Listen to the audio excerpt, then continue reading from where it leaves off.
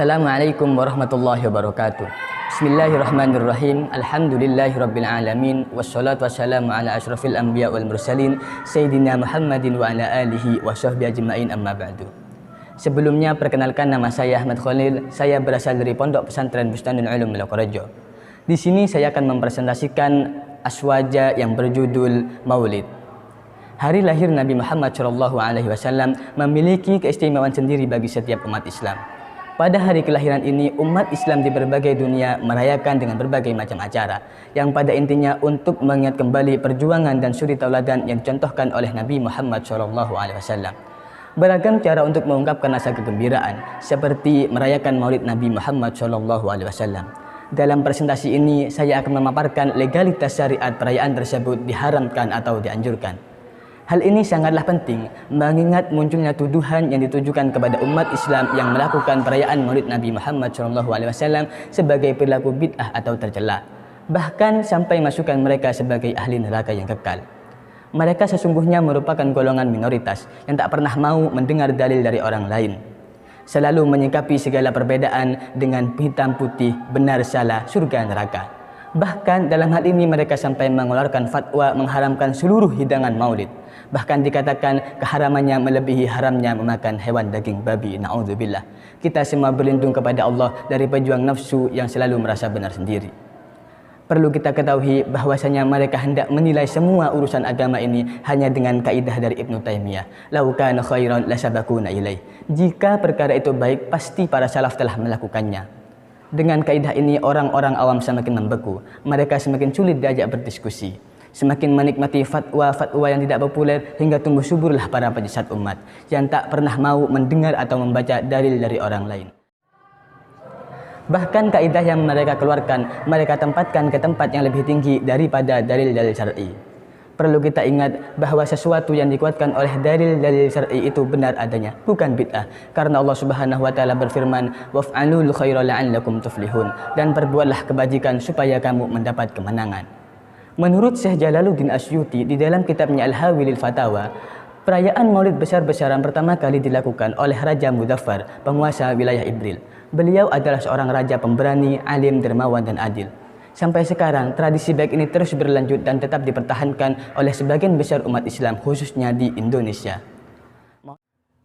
Maulid Nabi Muhammad itu sendiri adalah suatu perayaan atau ihtifal yang mana di dalamnya terdapat bacaan ayat-ayat Al-Quran, kisah perjalanan Nabi sejak lahir hingga wafat, zikir dan doa serta menikmati hidangan. Hukumnya adalah bid'ah hasanah. Qala al-Imam Syafi'i radhiyallahu an, man ahsana faqad syara'a. Barang siapa yang menganggap baik suatu ibadah, maka ia telah membuat satu syariat. Syekh Jalaluddin Asyuti pernah ditanyakan terkait hukum pelaksanaan Maulid Nabi Muhammad SAW di dalam kitabnya Al-Hawi lil Fatawa. Menurut saya, hukum pelaksanaan Maulid Nabi Muhammad SAW yang mana pada hari itu masyarakat berkumpul membaca Al-Quran, membaca kisah perjalanan permulaan perintah Nabi serta peristiwa-peristiwa yang terjadi ketika beliau dilahirkan, kemudian dilanjutkan menikmati hidangan lalu pulang ke rumah masing-masing, hukumnya adalah bid'ah hasanah. Dan diberi pahala bagi yang memperingatinya karena bertujuan untuk mengagungkan Rasulullah SAW serta bergembira atas kelahirannya. Sebab itu Maulid Nabi Muhammad SAW kurang tepat dikatakan sebagai bid'ah sayyi'ah atau bid'ah tercela karena tidak ada unsur maksiat sedikit pun di dalam pelaksanaannya. Hampir semua aktivitas di dalam perayaan tersebut memiliki landasan syariatnya. Tidak ada ulama yang mengatakan membaca Al-Quran, mendengar ceramah keagamaan, membaca kisah perjalanan Nabi dan berbagai makanan itu haram dan bid'ah sayyi'ah. Ulama sepakat aktivitas di dalam perayaan Maulid tidak mengandung satu unsur kemungkaran sedikit pun. Syekh Jalaluddin Asyuti ketika ditanyakan mengenai hukum Maulid, beliau menjawab secara eksplisit dengan sebuah karya kitab yang beliau beri nama Husnul Maqsad fi Amalil Maulid. Menurutnya, hukum pelaksanaan maulid yang mana pada hari itu masyarakat berkumpul membaca Al-Quran, membaca kisah perjalanan Nabi, kemudian dilanjutkan acara ramah tamah, kemudian bubar, maka hukumnya adalah bid'ah hasanah dan pelakunya mendapat pahala. Syekh Jalaluddin Asyuti juga berkata ketika Imam Ibnu Hajar Al-Haytami ditanya terkait hukum maulid, beliau menjawab, asal-usul amalan maulid yang ada seperti saat ini adalah bid'ah dan tak pernah dinukil dari para salafus soleh. Bersamaan dengan hal tersebut, terdapat amalan yang baik dan yang buruk di dalamnya. Maka barang siapa yang berusaha mengamalkan yang baik dan menjauhi yang buruk, maka hukum amalan tersebut adalah bid'ah hasanah. Dengan demikian sudah jelas bahawa perayaan Maulid Nabi Muhammad SAW yang mana sudah menjadi budaya dan tradisi di belahan dunia, khususnya di Indonesia, merupakan perayaan yang dianjurkan oleh syariat dengan adillah yang telah saya uraikan di atas.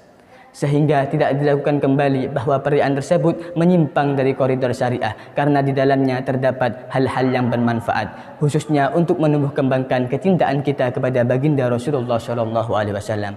Mungkin itu saja yang dapat saya sampaikan, kurang lebihnya mohon maaf. Afwan minni. Assalamualaikum warahmatullahi wabarakatuh.